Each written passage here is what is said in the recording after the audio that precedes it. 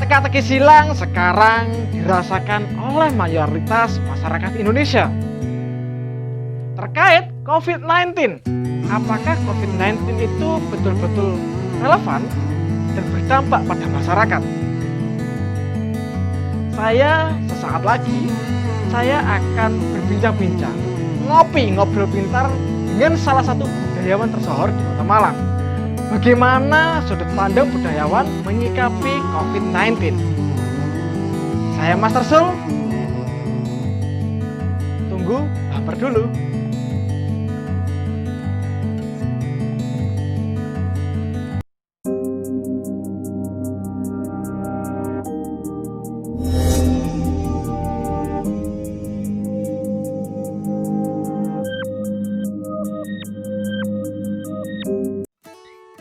Apa kabar Mbak Yongki?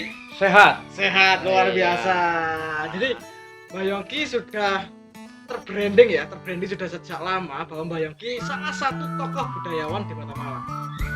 Ya, itu kan yang ada di masyarakat, tapi diri saya belum sebegitu. Loh, ya. Oke. Saya mau melihat melihat sudut pandang dari Mbak Yongki menyikapi adanya pandemi COVID-19 ini. Iya. Nah, tapi sebelum mengarah ke sana, saya mau tanya dulu, aktivitas Mbak Yongki setiap hari apain aja? Seorang budayawan. Hari-hari ini sebenarnya saya adalah orang-orang budaya. Ya. Mengamati aktivitas kegiatan teman-teman budaya di Kota Malang ya khususnya. Hari-hari ini pun juga saya mencoba untuk bersama dengan kaum muda berbicara motivasi berbangsa dan bernegara. Ini yang harus kami kerjakan hari-hari ini.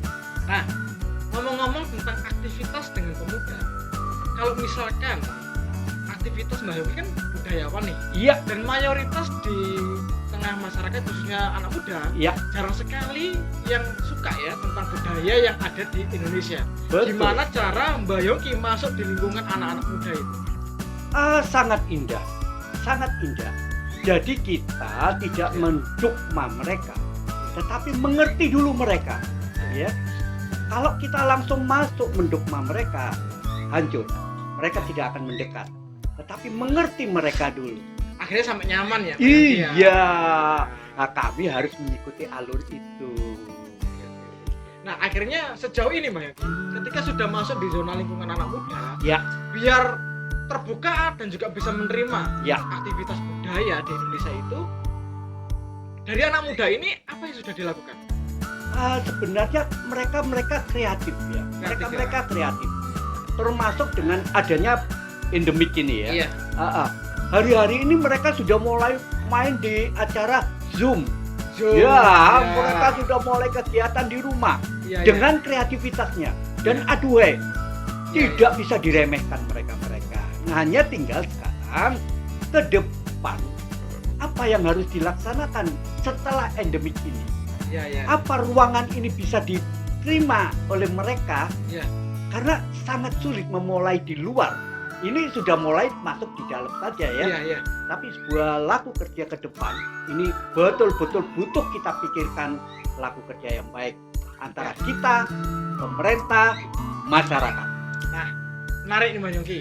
Jadi ada hal lagi yang memang di pandemik ini menuai sebuah persoalan nih. Nah, persoalan ini tentunya mengefek pada aktivitas sosial. Betul sekali. Aktivitas kerjaan. Betul bahkan sekali. hingga mungkin polemik yang ada di rumah tangga. Betul sekali. Nah, tapi sebelum membahas lebih lanjut, saya tanya lagi nih sama Mbak Yongki. Menurut Mbak Yongki, aktivitas anak muda terkait budaya itu yang bisa dilakukan dan produktif di pandemik ini apa? Iya, salah satu nilai yang ada nampak itu terbangunnya rasa kegotong royongan di antara kaum muda. Yang kedua, itu ada sebuah kreativitas semasa di rumah. Ada produk-produk yang tinggal nantinya ke depan produk ini mau buat apa. Yang ketiga, maaf, hari-hari ini biasanya mereka tidak mau keluar itu di kampung jaga dan lain sebagainya, itu nggak mau. Hari ini melumpuk semua ya. Namun ada satu persoalan juga yang harus kita pikirkan, bahwa di situ akan timbul ego-ego keakuan Iya. yang kadangkala mencurigai orang yang masuk ke daerah. Iya. Ini pun harus mulai dilaras. Harus betul-betul kita perhatikan dengan baik. Kalau sudah begitu akan timbul sifat keakuan. Iya. Yang akhirnya terjadi konflik yang sangat mudah dipergunakan oleh orang lain untuk trik adu domba. Nah, hal inilah yang memang tugas panjenengan, tugas kami untuk masuk ke ranah mereka. Memang saya amati, Pak Yongki, jadi kalau zaman dulu saya masih kecil, itu pos-pos ronda di kampung-kampung itu aktif. Tapi semakin kesini justru malah bahkan jarang sekali pos ronda gitu ya. Betul. Adanya pandemi ini mulai aktif lagi. Iya. Saking aktifnya bergairah, menyatu jadi satu sehingga seolah-olah nih ada orang dari luar masuk selalu dicurigai. Iya. Dan itu kalau misalkan terlalu dicurigai, panik ya. Iya. Kadang ada seseorang tertentu mengalami cemas yang berlebih. Iya. Dalam kondisi tertentu di pandemi ini, dan juga ada juga yang mengalami serangan panik attack. Serangan panik yang tiba-tiba. Iya. Apalagi di kejadian sama, ada napi-napi yang keluar. Iya. Akhirnya banyak sekali yang mungkin mantan napi itu yang melakukan aktivitas kriminal lagi. Iya. Nah, itu yang mengakibatkan akhirnya kecemasan itu terus bertumbuh. Iya. Mulai cemas adanya virus, takut meninggal, takut terjangkit, ditambah lagi cemas terhadap tindak kejahatan atau kriminal. Betul sekali. Yang marah itu. Ditambah lagi kecemasan dari kalau misalkan nanti tidak kerja nih, nah, gimana ekonominya? Nah, jadi kayak gitu. Nah, menurut Mbak Yongki dari sudut pandang budaya, sebenarnya COVID-19 itu penyebarannya atau data yang diperoleh masyarakat sekarang itu gimana sih, Mbak? Kan penyebaran cepat banget tuh. Iya. Kasihan ya. Iya. Napi-napi itu menjadi kambing hitam ya. Sebetulnya itu juga ada istilahnya itu kepepet. Iya kan? Orang kepepet itu lepas pikiran, otaknya sudah pokoknya harus makan. Iya. Bagaimana tidak, saya punya anak kecil. Ya. Pagi ada ining-ining wong ya namanya anak. Pasti lari ke bapak. Pak, Bu Pak. Pak. Bakso. Ya, gitu bakso Pak. Iya. Bagaimana orang tua tidak panik. Ya. Nah, belum melihat raut wajah sang istri yang mana kita hari ini tidak bisa memberikan uang belanja. Padahal yang biasanya bisa. Nah, itulah itu. Ya, sekecil apapun. Nah, inilah yang memang harus segera kita pikirkan ya, dampak-dampak ini, termasuk dengan keretakan-keretakan rumah tangga, termasuk dengan kondisi ketersinggungan perasaan. Begitu masuk kampung, maunya yang jagani guyon. Portal ditutup. Nah, temen ini datang. Oh, jarno cek dibuka dewe.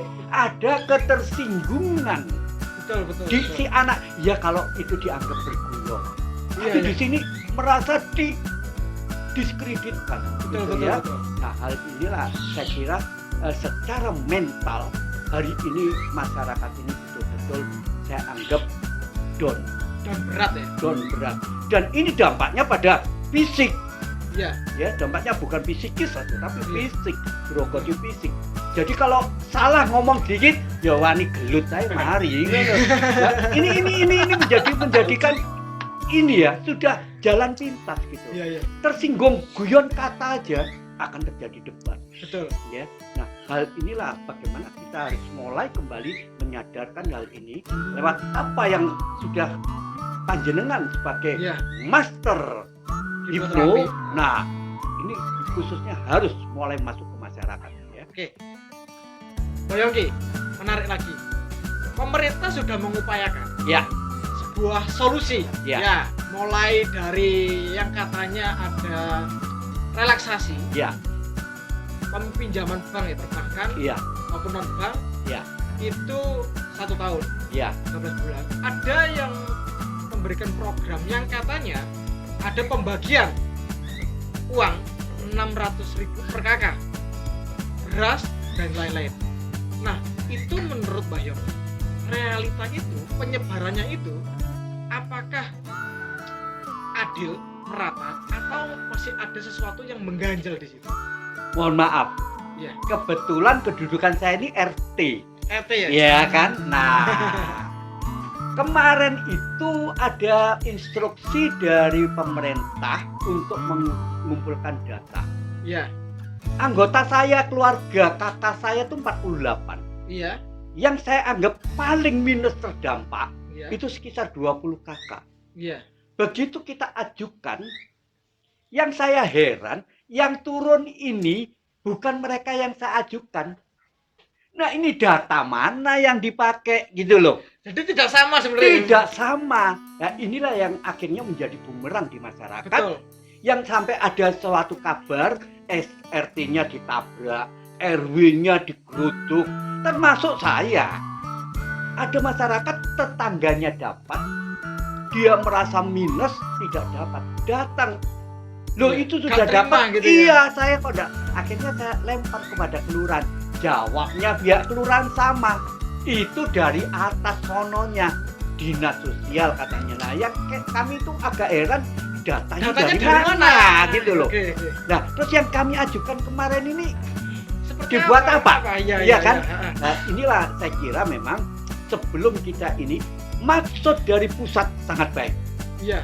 Tetapi imbangan sampai ke akar ke bawah ini yang tidak benar. Atau mungkin seperti ini. Sebenarnya program itu terrealisasi dari pusat, Ya, tapi karena sampai si ini sampai seini Ya. akhirnya tidak ada keseimbangan sehingga tidak ada pemerataan di Ya. lapangan seperti itu. Ya. Saya kira seperti itu, Pak. ya, itu yang kita rasakan di kota ya. Iya. Kira-kira yang di desa bagaimana? Itu sama sih, Mbak. Jadi kebetulan saya di kota. Ya, Di kota termasuk sangat amat tidak merata. iya, Karena alasan ini itu begitu saya mencoba untuk tanya selalu menghindar. Ya. Selalu pokoknya apa ya? Menghindar lah. Ya. Nah, itu penting pemirsa smart people yang ada di rumah bahwa kita harus kritis terhadap hal-hal seperti ini. Itu menjadi hak kita. Itu sebagai kewajiban kita untuk apa? Untuk memajukan Indonesia ini. Sebenarnya pemerintah sudah memberikan terbaik, tapi ini nih, setiap levelnya ini loh, yang mungkin bisa jadi ada masalah di situ. betul. Nah, terakhir, Mbak, terkait COVID-19, Ya. khususnya yang ada di Indonesia. Ya, Apakah COVID-19 ini betul-betul berdampak secara fisik hingga meninggal ya, karena COVID-19 100%, atau orang meninggal itu karena efek dari penyakit-penyakit yang lain kemudian terinstallah satu virus atau terjangkit virus COVID ini akhirnya meninggal. ya. Gimana Bro? Menurut saya apa yang Anda utarakan kedua Ya, itu lebih relevan daripada yang pertama. yang pertama. Ya, ada sebuah akar budaya lokal orang-orang tua dahulu ya. Begitu lihat anaknya beler, Iya. cucuknya beler, dipanggil, "Dok, Leh, Nio." Ya. Maka batuknya dipegang. Loh, utak wong kunai kok jan jos. Iya. Dok, Le, awakmu kok sumlenget ya? Iya. Kono ngombe obat, lang bubuk. Nah, yang kedua dipegang lagi. Loh, anget. Ojo dolin. Ojo ngombe es. Ojo ngombe iki. Yang dingin-dingin nggak boleh. Iya. Minum obat, kemulan, jaketan, tidur. Kayak keringetan. Itu. Nah, yang ketiga, begitu diotek batuknya, loh, panas. Cepet ngampus puskesmas. Iya. Ini akar budaya lokal yang sangat tinggi. Demikian juga dengan penyemprotan-penyemprotan yang ada. Iya. Bayangno musim udan, sing disemprot ini bahan-bahan yang mengandung sabun lah, mengandung pemutih lah. Ya, begitu disemprot kebjur udan, wis jadi apa? Ada kebijakan dari orang-orang kuno, endemik ini. Iya. Bagaimanapun juga pengasapan itu penting. Iya. Maka orang-orang kuno itu setiap kali ada kegiatan yang dikatakan anggaplah kayak Pak Geblok, mereka selalu berdiam membakar hal-hal yang ini. Kenapa? Begitu masuk surup, ini udara sudah berganti dingin. maka dibutuhkan kehangatan. Kehangatan diperoleh dari apa? Asap. Oh iya. Nah, ini yang betul-betul harus dipengerti.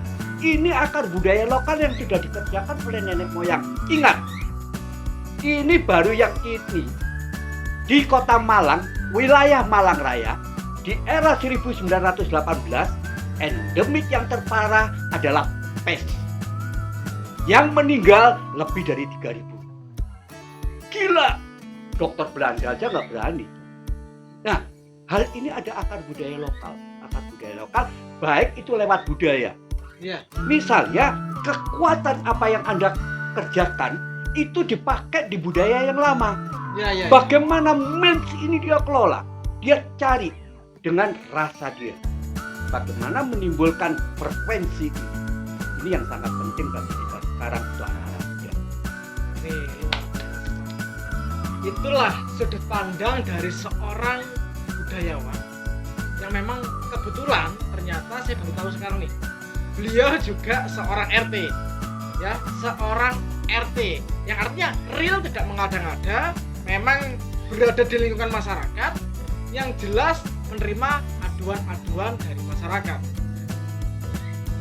Mbak Yongki, terima kasih. Sama-sama. Ya, tapi sebelum menutup session ini, saya minta motivasi untuk masyarakat Indonesia agar bangkit secara mental dan ekonomi dari sudut pandang budayawan. Iya. Silakan, Mbak Yongki. Ye. Hai, keluargaku. Kita satu bangsa, satu nusa di negeri ini.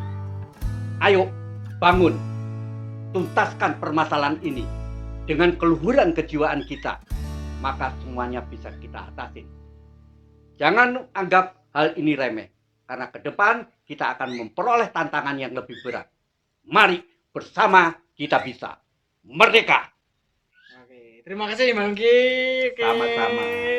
Jadi pemirsa, itu terima kasih Smart People sudah menyaksikan bincang-bincang pintar atau ngobrol pintar bersama tokoh budayawan di Indonesia. Silakan tunggu di episode berikutnya di channel Lintas Dimensi dengan saya, Master Zul. Wassalamualaikum warahmatullahi wabarakatuh. See you and the talk. Salam.